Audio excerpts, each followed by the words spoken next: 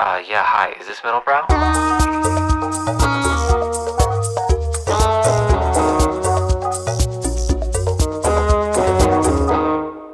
What's up, everyone? Welcome to the Middlebrow podcast. I'm one of your co-hosts, Brian Park. I'm Dan Rosen. Happy New Year, Dan. Happy New Year, Brian. This is our first meetup of 2026. I know.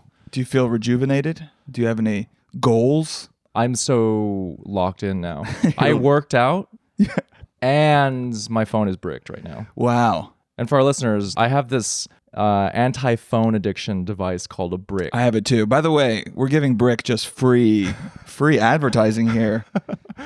Yeah, so all my social media is locked on my phone, and I already went to the gym. So all the dick pics I've been sending you, you have not been getting. I haven't been getting your dick pics. Wow. Yeah. You have to wait to get home. At least it's a treat. Something to look forward to.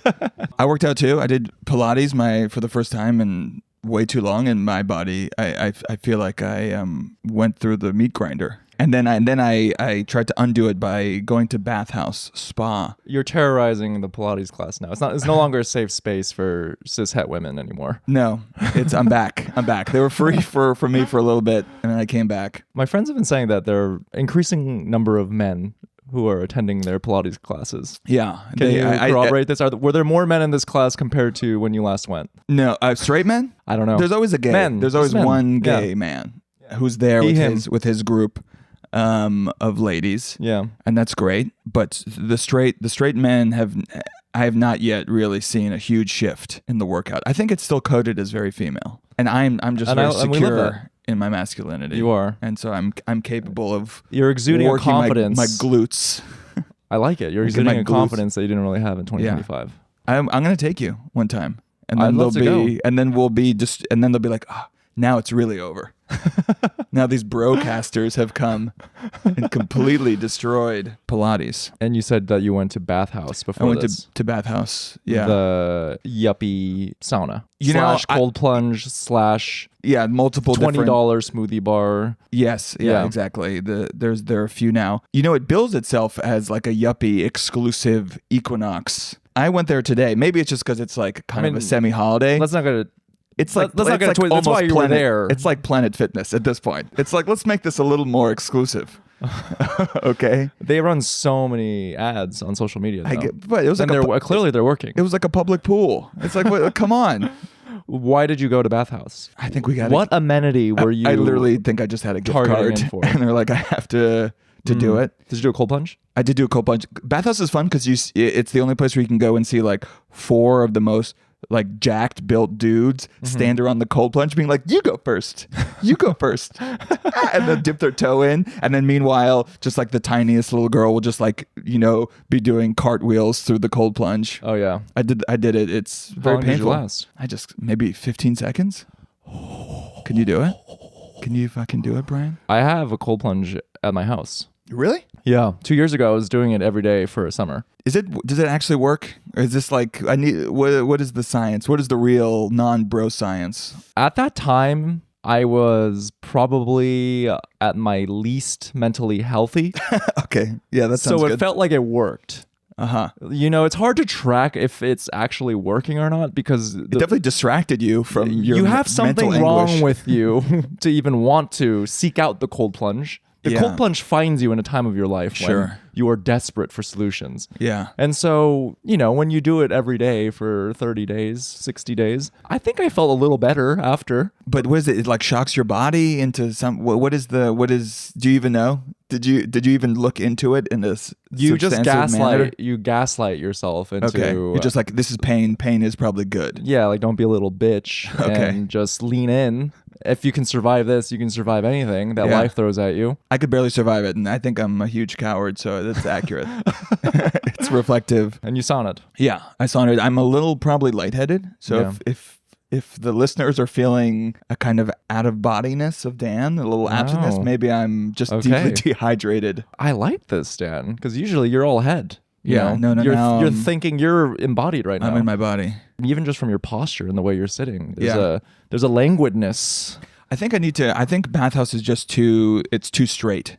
It's like what straight people imagine a gay bathhouse is. Wait, do you know what I mean? What? It's just like it's trying to explain? be because it's trying to be like dark and moody and like and almost like a Berkheim-esque club. Okay, but so you're then saying you go it's giving down, like a David Barton and then, gym. Yeah, type of but then thing. it's like, you know, it's people who got like a Groupon for their you know, anniversary are there. Right. Yeah. It's so abundantly obvious to me that it's probably the most shittily constructed place. I feel like if you do that, you have to go. Do you go to the Korean ones? Those are like legendary. Where there's gonna be an 80-year-old man who's just gonna slap the shit out of you and exfoliate all of your dead skin. Oh, what was that LA Korean movie? Spa Night. Spa Night. That was an amazing movie. Great film. Andrew On. Yeah, and about like a young kind of Coming of age gay bathhouse worker. kind of slowly discovering himself. Yeah. And then he went on to do Fire Island, which was not as good. When I was at Bathhouse, because I had a similar experience when I was traveling, when I went to the Chase Sapphire Lounge at LaGuardia Airport. What is this podcast? It's it's slowly. Is this I have been meeting people and they're like, "What's your podcast?" And I gotta tell them. Listen, so sometimes we're Andrew Huberman, okay? Sometimes we're How Long Gone. We could be whatever. Sometimes we're the New Yorker. So I have a critics. friend named Dan Rosen. He is an Iranian Jew, Yeah. and he talks about his experience going to a bathhouse in Flatiron for a good 15 minutes. If that's up your That's alley. what listeners want.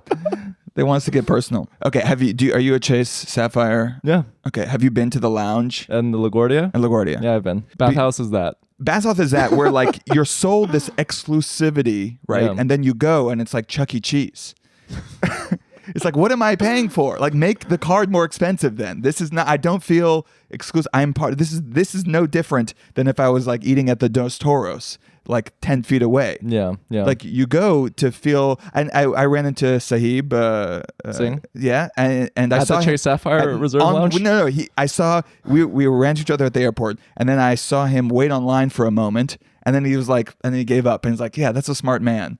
Okay, because he doesn't want to drink like, you know, reheated Joe coffee and listen to screaming babies. What is the cost of this card is insane now, and they only make it, and then you do it like, okay, I'll get some perks. I mean, that's a relative metric. Okay. No, it's worth it if they make you do all these side quests. This is truly the most middlebrow this podcast has ever been. Dan is now complaining about the Chase Sapphire Reserve card. No, because what's the point of these fucking? What's the point of this card that's supposed to be exclusive? They sell you the dream. The dream is exclusivity, and then it arrives at your doorstep, and it just like breaks. It's like Temu. It's a Temu card. What is happening, Dan? You told me you went to the sauna and you're feeling embodied. Back immediately there. I'm like, this is. You texted me yesterday that you want one of your resolutions to be more positive. Yeah, that's over. That lasted. No one actually can have an exclusive. Did you see Jeff Bezos on his yacht at St. Bart's? Yeah, he looks incredible. It looked like a crypto party in Miami. That's cope. That's cope. That's cope. That's I'm sorry, but that is cope. That is cope. It just looked like it's not that unattainable. So Jeff Bezos was at St. Bart's, and a lot of people on the internet were making fun of him because he was celebrating like a 22-year-old crypto bro would and on South Beach in Miami. And so what? Let him have his fun. What is the right way? I don't know, dude. Like, he should be in space. He should be doing New Year's literally in space, and I delivering Amazon packages like Santa Claus. Do something great. Don't do something that like my cousin who got lucky and with crypto could also do. Okay, you don't like what Jeff Bezos is doing, but then you have Warren Buffett who lives in Lincoln, Nebraska, and eats a McDonald's dollar yeah, that's menu. fake as hell. I've always believed that that's fake. That's weird as fuck too. So then what? I want to do the Brian Johnson. Do the like the Peter Thiel, like truly be an alien, you know, be the personification Become of the embodiment of evil. Yeah, don't just be like a finance douche in the West Village. Like, listeners, you should look this up on YouTube. But there is an insane clip where William Shatner is talking to Jeff Bezos, like right after they come back from space, and like William Shatner is trying to have this really existential moment where like connecting to his fellow human. Yeah, and about the grandeur of the experience. It's like all you can make out. William Shatner is just saying like, you know, I in my entire lifetime, I don't think I've ever experienced. And then Jeff Bezos cuts him off. He's like, hey, bring that bottle of champagne over here. Yeah. Just shakes it up. And then William Shatner's just kind of like wandering around. We have, I think, the rich people we deserve as a society. We used to have the Carnegies, the Fricks, the people of wealth and leisure and class and taste. They were evil, but at least they had some taste. And now we have popping champagne. I am coming into this podcast in 2026 with an inverse energy to you.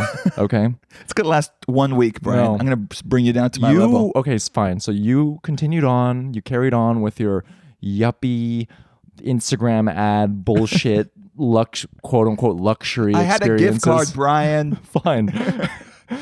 Complaining about the Chase Sapphire Reserve annual fee. I'm fine with the fee. I'm not fine with like the only way to make it worth it is like you have to subscribe to 3 months of Tidal, and then Fine. you have to take a lift, but only in like the Pacific Northwest. I don't know what to believe anymore. Okay, that is my mantra. That is the version that you're getting of me. On some like AI slop. No, I don't. Not even AI slop. I'm talking on a fundamental taste, personal interest level. Oh, okay. I just came back. So, listeners, I was on a cruise to the Caribbean. You went with your family. I went with my family. I had amazing quality time with my niece and nephew. This trip was primarily for them, so they can, go on the slides and contract norovirus in the process. But you learned something about yourself. I am changed now. It is insane. What to me. cruise line was this? Royal Caribbean. Okay. I'm going to admit it. I went into it with a terrible attitude. Yeah. My classic New York elitism. Me. You went in like me. I went in like you. What am I doing here? This is insane. But then I looked at myself in the mirror that night and I was like, you know what? I am stuck in the middle of the ocean. I need to change my perspective. Oh my God. I need to change my perspective. You made lemonade? Dude, I don't know. What is taste even? It's what I've come to realize, dude. Okay? We've lost Brian. Listeners, we've all lost intents and Brian purposes. into the depths of the ocean. Somehow, Brian died. He drowned like Jack in Titanic in the ocean. And the new Brian has returned. I am so fucking serious, dude. Okay?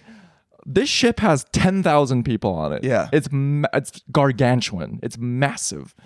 And I look you around. brought the low to the podcast. I look around and I just see all these people having an amazing time. And the vast majority of them are with their children and they're creating core memories for their kids.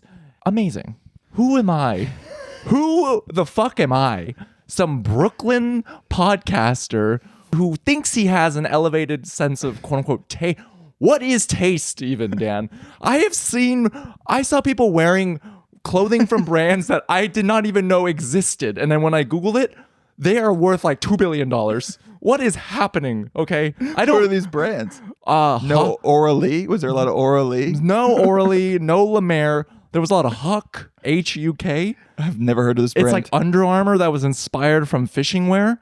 Absolutely crushing it. People don't come to this podcast for this beautiful assessment of let everyone enjoy things. This is not beautiful. This is not the yum. This is not beautiful, Dan. This is crazy. So while I was on the cruise, I read this letter from. So Ted Turner published in his memoir a letter from his dad, and for our listeners, Ted Turner created CNN and revolutionized news media by creating like a 24/7 news cycle. And eventually became a billionaire, super successful. Published a letter in his memoir from his dad when he told his dad that he wanted to study classics at Brown. His dad was like, when you told me you wanted to study classics, I literally wanted to pull my car onto the side of the road and vomit. I'm in a floating mall reading this. And and Ted Turner's dad is livid at his son because he's like, why do you want to study classics? To what end? Great, you're going to be smarter than your fellow man.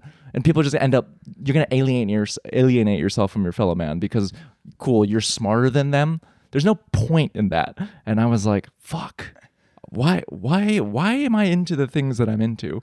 There are so many, this is great. I don't know what's real. Yeah, I don't know what's real. Have you heard of the band Laney? Laney? Laney. No. Were they on the ship? Did they perform on the ship? No, they were not on the ship, but this is a band called LA, New York, hence Laney. Oh, fuck. They're based in Tennessee. Okay. Neither of them live in LA or New York. They've never been even. They're two men who are in their late 30s. They have over 12 million monthly streams on Spotify. Yeah. I met someone who works on the tour. They sold out the largest indoor arena in the world in the Philippines. 55,000 seat arena sold out. I have never heard of this fucking band in my life. They're huge in the Philippines. Is that the new big in Japan? Is big in the Philippines? I don't know, Dan. And so I don't know what's real anymore. I'm trying to cross over the line and become part of the 99%. That's every other podcast. That's our listeners don't come for this kumbaya, just like what you like, just let people enjoy things. That stupid meme. No, we don't let people enjoy things. We hold the world and society to account. That's the point of this podcast. I'm just trying to I am in the church of getting the bag. We'll see, Dan. Ted Turner's dad didn't read the David Foster Wallace article about cruises. I mean, it's great. It's crazy. We wish we were more basic. It would be an easier life, an amazing, incredible life. I went to all the shows while I was on the cruise. Was there a stand-up comedy show? I didn't go to the stand-up. I could not bring myself to the first stand-up comedy. The only time I've been on a cruise was the first time I saw stand-up comedy. My aunt was new I was kind of into comedy, and she snuck me in. It was the most, even at 13, I was like, you're a fucking hack. I still remember one of the jokes. Yeah. And then now I feel bad because this guy was probably, hated his life. And this is what cruise comedian is really the lowest. But he had this one joke that was the people driving, they're way too old now. They basically named the highways after the people driving. I'm 95. That was the joke. That was the cruise. And I don't remember any other jokes. I think they were all about that level. This is what Americans want. Yeah. And I think in order for Middlebrow podcast we're a base to go country to the next devoid level of culture. Look who our president is. Look who we worship. To tap into the Royal Caribbean energy. I was walking around. I'm like, anything that I've made in my life has not touched a single soul. Yeah. No, we exist in this small little pretentious island of people. We have a sliver across the world who we relate to, and we look down upon everyone else, and the rest of the world doesn't give a fuck about us. What a terrible thing. What a terrible thing. We talk about books that 10 people have read.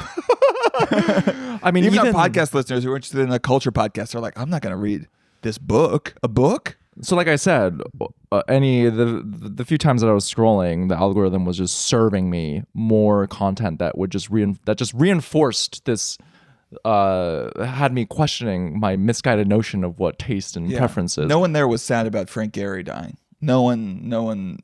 I didn't even give a fuck. But let's talk about Marty. Let's talk about Marty's, for instance, Marty Supreme. Yeah. Crazy marketing rollout. Seemingly Timothy Chalamet could be underneath his table talking about Marty Supreme for all we know. But there was a survey conducted where they had an awareness metric in terms of how popular a given film is. The awareness metric for Marty Supreme is still less than Anaconda in America. What world am I in right now? Yeah. I'm meeting, and since then I've been meeting people. I'm like, oh, have you seen Marty? They're like, what? What is that? How do you not? What? Yeah. What? I am. If you're on our side of Twitter, it's the only thing that exists. What is going on? But again, we're in a nice little bubble where people care about. It's not even culture. nice. It's not a nice. It's not a. It's they're not nice. No one's nice in this bubble. That's true. They're very mean. well, I think they're mean because there's so few actual pieces of entertainment that can qualify as art, as actually trying to say something, do something interesting, that everyone who cares about it already has their knives out because it's the only time they can get out their critical opinions and ideas, and so they just come for the jugular. The discourse on Marty Supreme is insane. Like for a movie that's I liked. And I thought it was very fun, but people are treating it like it's this insane text that needs to be dissected from every single angle, and it's representative of every single thing in society. And I think it's because there's actually so little mass entertainment that actually even has something to talk about. That when something like One Battle After Another or Marty Supreme or Eddington come out, it's like, ah! But then we strangle the baby that we love. But I'm realizing that the number of people who are going is like 50. It's 50 people. And the number of people who've seen it are like 25. Yeah. I saw a Cirque du Soleil water acrobatic show Yeah. on the cruise ship. They had this huge title card in the beginning, and they're like, there are two types of entertainment. Entertainment that entertains and entertainment that alters. How would you rate Marty Supreme? I did not. Did you know that, Dan? There's only two types of entertainment. Entertainment that entertains and entertainment that alters. I don't think it altered. So I guess if those are the options. Wow. And so did the Cirque du Soleil alter you? Again, I'm changed. A lot of people liked it. A lot of people enjoyed it. Who am I? Who am I, Dan? Yeah. Who am I? I'm on the cruise. Who am I? You're Yeah. just an anthropologist. So I don't know what's real anymore. Okay. I mean, think about what the most popular shows are in entertainment are in America. Like, how can you? This is it. This is our nation, and it's fine. It was. I think we view like these great works of art from the 20th century, which were also popular, as like indicative that times have changed. Actually, I think that period it was a complete fluke. Like 1965 to 2000, where like the quote unquote avant-garde things that were on the forefront of creativity were actually popular. I think that was the fluke because there was just a stranglehold on what was available. So people were like, okay, I'll go see, Chinatown, or I'll go see things that otherwise I'll go see Pulp Fiction, things that, were creatively daring, because that was all there fucking was to do. There were 3 channels. You had to go to the record store. There wasn't endless. And now that we have infinite choice that comes to you right away and that gives you exactly what you want, why would you take a risk? I don't agree with what you're saying. So why? How come I don't agree. How come people aren't saying Marty Supreme? If Marty Supreme came out in 1995, it would be a huge hit. It's like exactly it's a Martin Scorsese movie. It's like in the vein of Goodfellas. I don't agree. The most popular art is the best. Okay. That's where we're at, Dan. That's what we've decided. I can't. I can't. I don't know. Yeah. Avatar: Way of Water. Great. People that entertains and it certainly alters a lot of people's I was lives. pretty entertained. I had a pod coming, pretty entertaining. Oh my god. So did you like Marty Supreme? Can you momentarily take your populist man of the people hat off? You know what? I didn't like it as much as I thought I would. Interesting. Do you think because of the hype, it was hard to think outside the hype? No, I honestly, I'm sure our listeners know what Marty Supreme is, right? Yeah, we don't have to explain. Whatever. It's it's the Josh Safdie film with Timothy Chalamet where he is playing a real person, which was a legendary Marty Reisman, right? Yeah, based on Marty Reisman, who was like a ping pong. He was a ping pong savant who had to like grind and hustle, and this is similar to Uncut Gems and Good Times, the other Safdie brothers movies. Yeah, it's like a whirlwind, perpetual motion machine where like one thing just barrels into the next, and it kind of moves forward at this breakneck, stressful pace as he kind of has to try to hustle and scam and lie and cheat to achieve his goal of being the best table tennis player in the world. I liked Good Time and Uncut Gems a lot more. I like everything that's going on around the film more than the film itself. That's how I felt. You like the rap video, Timothy Chalamet's rap video? I fucking love. This movie was written for Timothy Chalamet. I love Timothy Chalamet. I thought he was great. I thought the casting generally was amazing. Love Timothy Chalamet.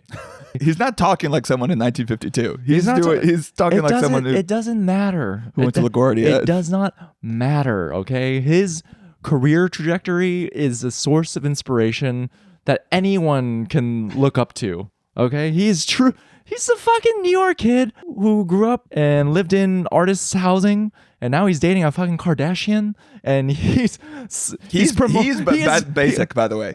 Talk about he's way more basic. I love it. We all thought he was a killer. He was speaking French. I don't need the art house to me.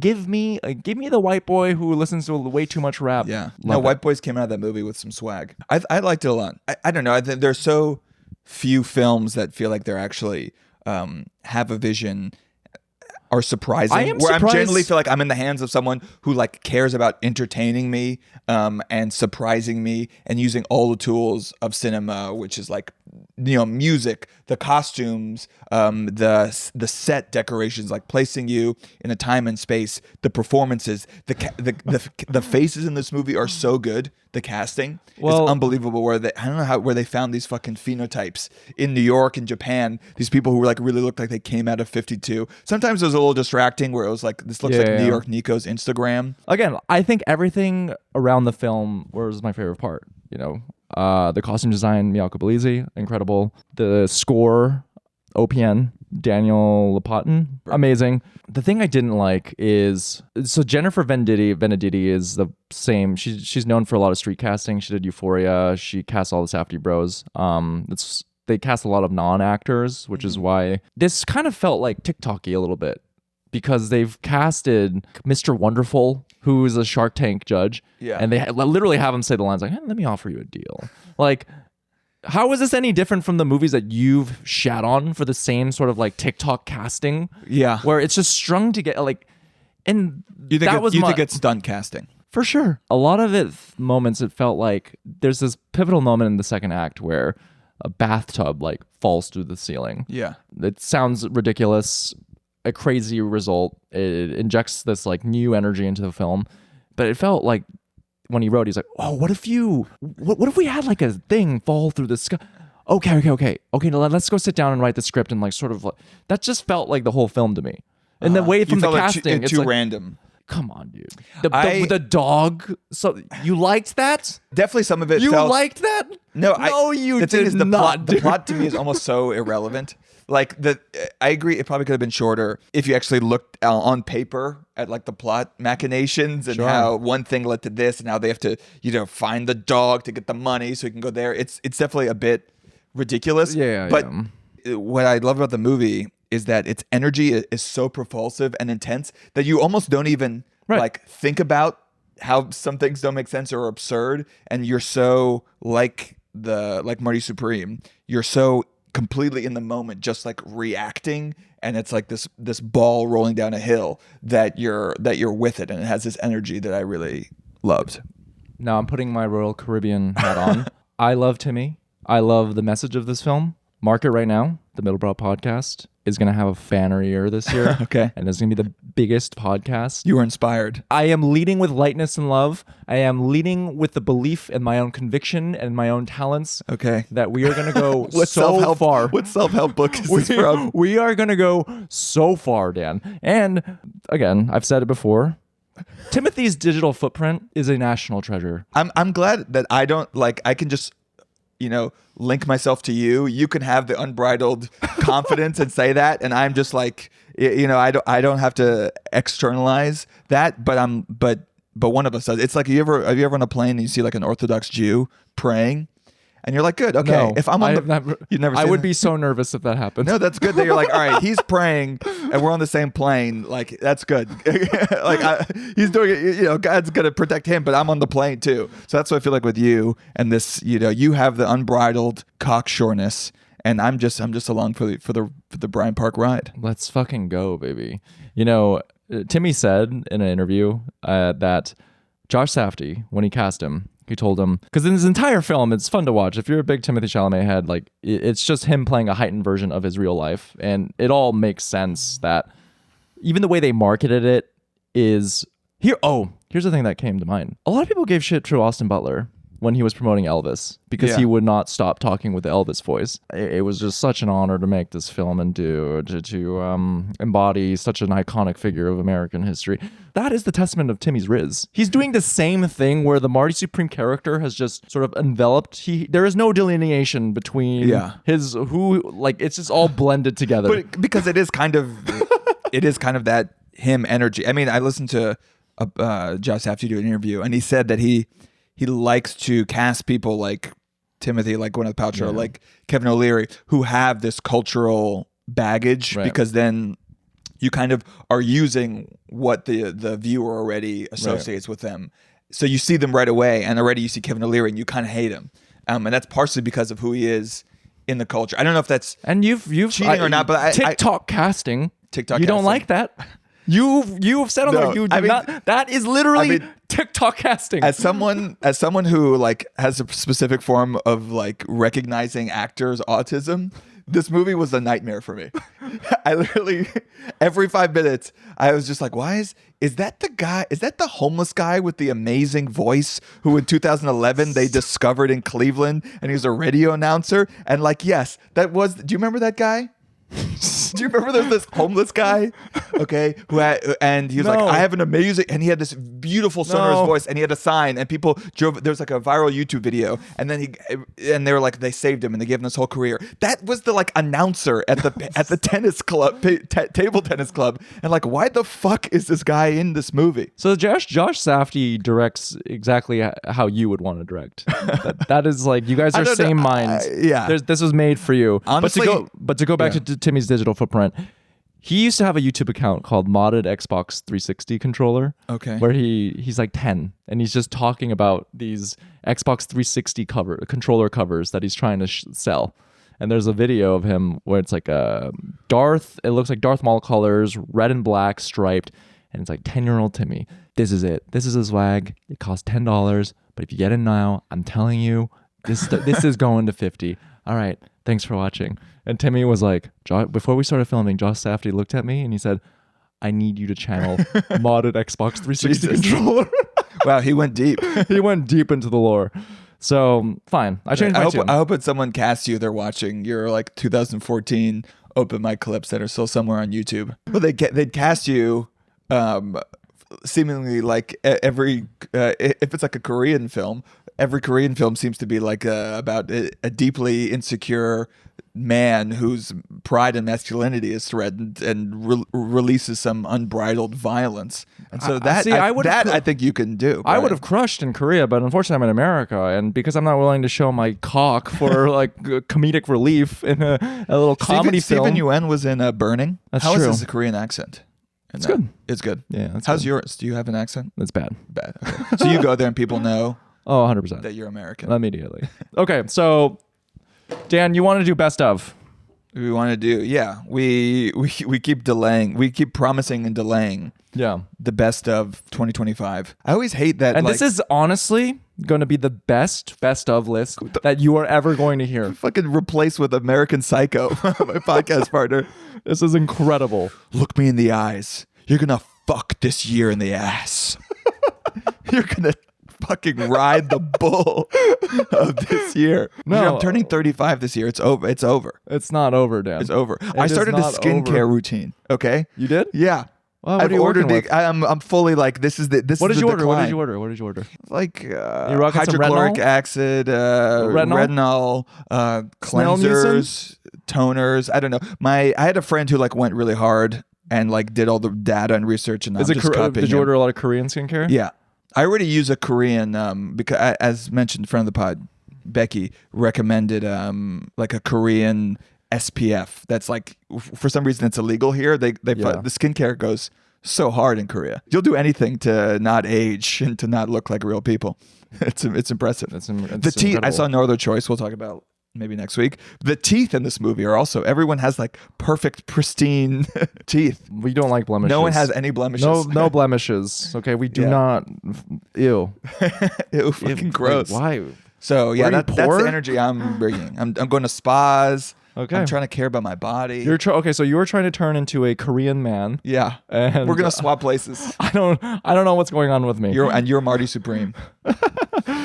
Okay. All right, so we compiled a list of compiled a list of our favorites. This was an initiative that you spearheaded. Yeah, we did this last year. And it was open to anything. Mm-hmm. Any formats. Listeners, this is going to be the best of 2025 list that you're ever going to hear. All right. Also, we gave you time to see shit. All the best of lists come out like, end of November before you've even been able to see all the movies and listen to all the music. So we gave you time. Do you want to start first? No, I think you should start. You should start first. No, you're bringing this fucking alpha energy to this podcast, so I think you have to. Now, how subversive do we want to be with this? Because a lot of people have seen all of the. Don't be like, my favorite thing in 2025 was a crayon crushed on the street and a child crying. No. Okay, so music. Got to give a big shout out to George here because he turned me to this artist. Okay. Okay Lou. Okay, Lou. Okay, Lou. Okay, Lou. By the way, no one in your fucking cruise was listening to Okay, Lou. Okay. I will tell you that. Not even a single Lou. person had even met a person who listened to Okay, Lou. Okay, Lou came out with an album in 2025 called Choke Enough. Uh-huh. She's been in the game for a minute, Yeah. but this album right here has the motherfucking sauce. And OK Lou's producer, KCMQ, bro, this is incredible. My friend George described it like a bit like RuneScape, and I think that perfectly describes RuneScape, it. the video game? Yeah, like it sounds like you're in a MMO RPG video game. There's an ethereal, fairy-like enchanted forest. Some Bjork energy. Production quality to the music, and you complain about how there's nothing new. This felt new to me. This felt new. This felt new. This is like dreamy, sleepy hyperpop. This goes hard for the introverts. Okay. Okay. And that's I've what makes listened it a little bit to it, but I amazing. need to spend more time with the album. Oh my, top to bottom, incredible. Where's she from? She is from France, but I think she came up in London. Mm-hmm. She's part of this music and art collective where Shy Girl is also in it, and all these other artists popped off before her. Is Tirza now in that or no? I don't, Because it reminded me sure. of Tirza, who I really like, who's Yeah. also in that. Yeah, British scene, and lo-fi. because OK Lou is a bit more inward-facing in her temperament, I think this was just like a big surprise. It warrants a lot of re-listens. It is so sick, and it sounds really unique to me because it feels like everything's like underwater almost. Okay. And Like just a lot of reverb and like spaced out. yeah, she was a cellist, and that's why I saw an interview with her where she said like, oh, she avoids high frequencies for that reason because she's just drawn to the low frequencies, and all of the music sounds like it was filtered through like a memory. I don't think I might. If too far is to know, entrance into innocence. Far away is closer than it sounds. If the end is still unbound. On a more off the beaten path, up and I coming. think where did Pitchfork have it on there? I don't give a fuck about Pitchfork. Fuck Pitchfork. We are Pitchfork. They had it fourth. They had it fourth. We are Pitchfork now. Yeah. Now Sure, more people probably listen to this than read Pitchfork. we are not leading any of our listeners astray. Every confidence is single insane. thing is a banger right now. A little bit off the beaten path, up and coming artist. She goes by Oxis. Okay. I haven't heard this. OXIS. It's kind of funny because all the tracks are different fish. And I guess Oxis is this region, the Mariana Trench. So very loosely, the whole project is aquatic themed. Okay. But it What's the vibe? not, Musically. not Also underwater? You really like underwater not stuff? super I guess. dissimilar to OK Lou. It kind of reminds me of You like Postal Service. You like sad girl music a little bit. It's a little bit sad girl music. It reminds me of Postal Service. Okay. We will become silhouettes. Yeah, there's a little bit nostalgic, but the lyrics are much more sad girl.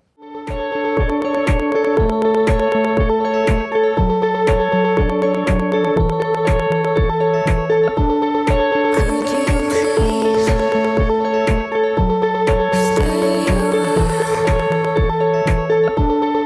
Could you please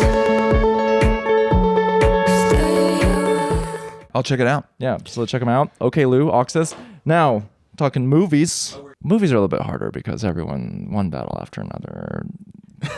Everyone's like, oh, blah, blah, blah, blah, blah. I'm going to go a little different here. Oh. Did you see Splitsville? No. What is Splitsville? I'm putting that as one of my sleeper hits of 2025. Okay. Splitsville has Dakota Johnson as the lead. Oh, I think I saw a trailer for this. And it's it's- about polyamory, right? It's about polyamory. So it's like two couples, and a guy fucks his best friend's partner, and Okay. and they're in an open relationship, and all hell breaks loose. You would love it because very funny, tons of slapstick comedy. It explores the same themes of materialists, but it was very weird, very It has genre jokes, bending. but it has jokes. It has jokes. It honestly has one of the best choreographed fight scenes that I've seen in years. Well, So yeah, that is my recommendation. It's Splitsville. okay. Yeah, Brian coming in with the indie. that's The an indie. picks. That's it. And Dakota Johnson, She shines in this movie. I could tell that Dakota Johnson fucked with this script more than The Materialists, and it shows in her performance because her production company, Tea Time Pictures, also produced this shit. Brian's always going looking below the line, you know. He's not just content to just let a movie wash over. He's looking at how the deals are made, bro. And I talked about It Was Just an Accident. Mm-hmm. That's on my list. Eddington. That was the movie I was gonna. I liked Eddington and Sentimental Value. Okay. Yeah, those are my movie picks. And then have some books. Talking about some books. I just feel like I'd never read enough new books that come out the year to like even have like I liked Perfection. That came out. Yeah, we talked about it. Literally all the books we read, I think, were for this podcast. All the new books, in that came out in 2025 that I read were for this podcast. Yeah, I'm realizing that when I wrote all this down, my taste, I have like sad e-girl taste. And I reread. Dude, that's not going to go well with your new energy in the 2026. Bro, what are you talking about? I'm iconoclastic. I'm one of a kind. I can't be pinned. Shut the This is why people I quit the podcast. No. New bride better come. I hope you adopt a new energy. We've talked about Perfection with Vincenzo Latronico. I reread this book in 2025, Bliss Montage by Ling Ma. Okay. Have I talked about it? I don't think we've talked about it. Dude. When did that come out? This came out in 2022. Doesn't count, bro. It's recent. Okay. I'll give it to you. But I think about this. It's a collection of 8 short stories. I love Ling Ma's writing. She's best known for the book Severance, which popped off, especially in the wake of the pandemic, because there is a pandemic that happens in that book. You go to any independent bookseller and you're going to see the pink cover that says Severance on it. That's working hard at the Strand. Yeah. But she is so fucking funny and has such a knack for creating these surreal worlds that heighten the explorations of like loneliness and connection and capitalism that runs through all of her work. I reread it because firstly, it's really funny, but I love her mind. It's incredible. Like, so one of the first short story is like a woman who lives with her husband in a house with 100 of her ex-boyfriends. And like, that's just the world that she's created. Yeah. Or there is another story called Between Two Best Friends, who are like Asian American. Is it like whimsical? Is it zany, or what's I haven't read any. It's really, I wouldn't say whimsical. It's pretty dark. It's very dark. Okay. Like one of the short stories is about 2 best friends who take this drug called G, and like G makes them disappear, but they like it because they are not perceived for the way that they look as like people of color existing in the world. But through it, it's an exploration of like codependent friendships. So yeah. Cool. It's sick. Those are your picks. Those are my picks. Fire picks. You hear that, listeners? Yeah. This is for the sad girls. They're going to be Brian. Yeah, it's going to be like the Beatles. They're going to be, people love Paul, people love John. People have to decide whose picks they go with. All right, Dan. Let's hear your fucking picks. You picked like a movie that 3 people had seen. All right, I'll also start with music. Since you did as well. A lot of stuff we've talked about, like I liked Dijon, his new album. Yeah. We saw him live. I thought it was amazing. And really innovative. Whatever. We don't need to talk more about Cameron Winter and Geese. I liked all that shit. That's very much my speed. But I did in like the last few weeks, I hadn't heard of this album at all. This Nourished by Time has a new album. Who's the artist? Nourished by Time is the name of the album of the artist. Okay. And the album is called The Passionate Ones. Yeah. And this is also, it's like kind of like Dijon. It's amorphous through genres. Like it's pulling, and that's what's kind of very, very exciting and weird about it, is that there's a lot of 80s in there. So also like Dijon, there's like Prince. You hear a lot of Prince, but there's also like New Jack Swing, and there's New Wave. Like Joy Division, you can kind of hear it, and then sometimes there's disco, and it is sort of seamlessly weaving through these genres, and the lyrics are like really heartbreaking and about someone who's kind of trying to find like love and meaning and purpose with someone in connection as like the world is fraying and falling apart. And there's that kind of dissonance between... And you play this real loud when you're on a road trip with your wife. Oh, yeah. No, but the thing is, like, it fucking like slaps. Like, there are songs here. Like, there's a song called like 9 to 5, which is like a house track, and it goes like super super hard. But it's 9 to 5. It's about like how it sucks to have a blue collar day job while you're trying to be an artist. And so the lyrics are actually really bleak and intense, and they're kind of juxtaposed with this super kind of fun, bouncy, almost dance music. Like, you could put some of these songs on the club and it'd be super fun. I'm gonna be so disappointed if this track does not go hard. Dude, it's gonna go hard. You're gonna listen. You put it in right now. Put in 9 to 5 right now. Oh brother, it's a hate for life, and I got two choices, either left or right. Speaking the 9 to 5. Like, I guess really quick, I liked the Viagra Boys had an album I liked. I liked this band Wednesday. Viagra Boys. Dude, they're so fun. What kind of music is it? It's like punk, I would say, but You listen to punk? punk pop, but it's very kind of like ironic lyrics. Scary, and I sleep a weird sleep, and I wake up in an area in the back of the facility. The doctors do activities that involve the trade of rotten teeth of exotic breeds, especially. Is Bogdan my enemy? Does he want the best for me? What's he doing with my teeth? Is he taking them to Australia? I thought that was good. Yeah, I don't. Alex G had a good album. Playboy whatever. Cardi. Yeah, I did not fuck with the Playboy Cardi. That is album. probably my top. Clips. The Clips album was really good. I didn't listen to that. I mean, the problem is that Clips, every time I click on their album, Cause does all their album covers, and so you have to look at this stupid ass Cause album cover as you're going. Okay. My top track of 2025, Yeah, according to Spotify, was Playboy Cardi's "Rather Lie" with Weeknd. God. Did you have someone locked in your basement who you were torturing, like Abu Ghraib style? Oh, Swag was good too. Bieber. Give Bieber a little shout out. Give With Bieber a Swag. shout out. Okay. That was fine. Movies, whatever. Yeah, we talked about some of Some of our picks. some of our picks. I think all the ones that you said, No Other Choice, Cinema Value, I like those. Secret Agent, I saw that movie recently, I keep hearing about this, which was really amazing. Yeah. It's a Brazilian film that takes place in the 70s during the Brazilian dictatorship, which I know nothing about. Yeah. But it does such an amazing.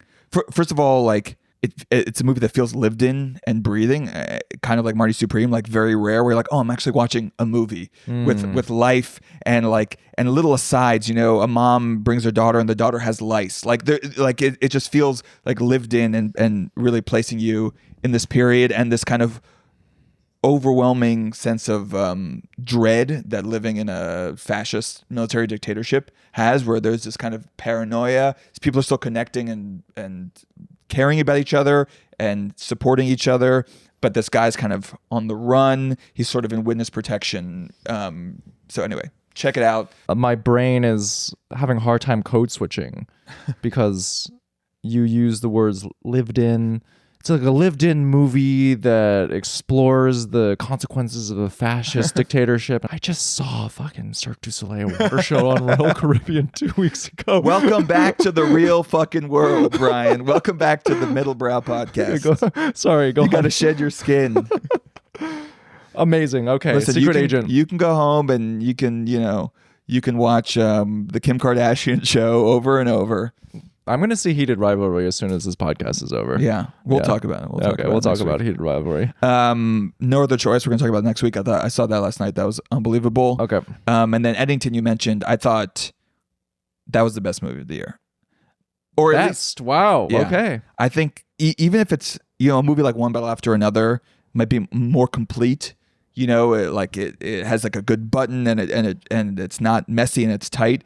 And Eddington is like shaggy and maybe too long, and there's this long like gun battle sequence that's a little necessary. Yeah. But in terms of movies that are actually like trying to grapple with the current moment and how everyone's fucking insane and the undercurrent of violence that we saw with like Charlie Kirk, that just seems to be bubbling through the surface of American culture and everyone in their own worlds.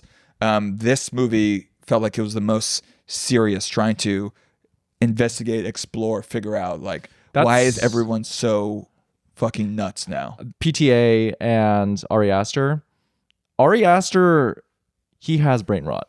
He knows he's plugged in. He knows who Pepe he knows who Pepe the Frog is. Yeah, and that is why as a commentary, this movie I thought was much more well done compared to One Battle After Another. Yeah, to me, One Battle After Another, he was much more interested in the father-daughter and relationships, and maybe about how like these different organizations work, than really saying something that's powerful or insightful about politics today. And it's based on a Pynchon book, which is actually based on like revolutionary groups in the 60s, and so and I feel like that it kind of has that hangover where it doesn't feel that relevant. Like there aren't revolutionary groups like the Weathermen today blowing shit up, trying to take over. So that part feels dated. But what felt very fun about One Battle for Another is all these dynamics and someone trying to like prove themselves and who's a fuck up. And we could just see Teyana Taylor as a anti-fascist. Yes, exactly. No, and there's some like activist. yes moments, and some satire. But to me, it felt like the problems of America in 2025 are not like the sort of caricatured ones that are explored in One Battle After Another, and they really feel like they are the ones in Eddington. Okay. So those are my movies, and then to really go opposite your Cirque du Soleil. Yeah. This is gonna annoy me so much. Get ready. The Jack Whitten retrospective at MoMA. Shut the fuck up, and Jack, bro. Oh, because I see art, Brian. Bro. I'm sorry. It's not. I'm sorry. It's not something that's on the Pitchfork TED. Oh my god, dude! Last year your top music choice was an artist that you could only listen to on Bandcamp, and this year you one up yourself with a. You can't shame me. I can't even watch it. Can I watch it? No, you can't watch it. If you go into the archives of the MoMA, you might be able to catch it. Next time there's a Jack Whitten, I'm sure it's touring all over the world. You should try to see it. Jack Whitten was he died a few years ago. He was an African American man. So why did you have to say it like that? Because now you have to feel bad. Now you have to feel bad that I'm trying to explore art from a diverse background source. Anyway, he has these kind of abstract paintings that he worked in many different mediums, but he's trying to. He's very influenced by like Black history and jazz, and he's trying to create almost a new art form that's outside of the Western canon, is how he described it. That's specifically Black, and in a way that's almost like Afrofuturism, like sci-fi, like imagining different worlds, different topographies. Like his works feel very topographical to me. It's hard to explain because they're abstract paintings, but the paintings have this kind of like cosmic energy, and that they like radiate with power. And I was just completely mesmerized by them. To me, I don't know if they're creating new topologies, whatever the stupid text said, but they were really captivating. And so the next time there's a Jack Whitten show or a painting, just let yourself in the way that like a Rothko, you stand in front of a Rothko and it like radiates. All right, that's it. I gave some art. Okay, we have to do one fucking highbrow on this podcast. We had to do one art, Dan. Fucking I'm doing a podcast with the Philistine. We're gonna go see some art. There are a lot of new museums opening in 2026. I'm excited. New museums are opening. Studio Museum in Harlem. What does it mean? What is a Philistine even? We live in a world where the people in power are all Philistines, Dan. Yeah, exactly. Check yourself. This is the podcast. We're doing our tiny little job of checking the depravity of fucking UFC on the White House lawn and the Kennedy Center just being, I don't even know, Jesus Christ Superstar over and over. We can't be pinned down, Dan. This is the value of this podcast. That's why you come here. You never know what you're getting. Yeah. And usually you don't like it. The Middlebrow podcast. Everyone who listens to this has Stockholm Syndrome. Yeah. It's like, what do I have to go see art now? Yeah, fucking go see art. Grow up. But if you want to see Heated Rivalry, all's fair. I'm excited about Heated Rivalry. I saw the first episode before this, and we didn't even talk about Pluribus. It's crazy. We don't need to talk about that show. That show does not need to be talked about for at least another 3 seasons. Well, that's the first time something will happen in that show. So, Okay. All right. Thank you, listeners. see you. Happy New Year, guys. Happy New Year. We're grateful to you. There are more podcasts than ever. Yeah. And I am truly, there is no fucking chance that Smartless podcast is better than this. Zero chance. Zero chance. You will listen to 30 episodes of Smartless before you gain a single insight or nugget that you can remember and feel good about. So big things coming, 2026. We're going to start a Patreon. We're starting a Patreon. So get ready. Start saving up. Please. Okay. Start saving up, and we're going to be good startup founders. Yes, we've given you almost 2 years we'll of have podcast. we'll have no margins.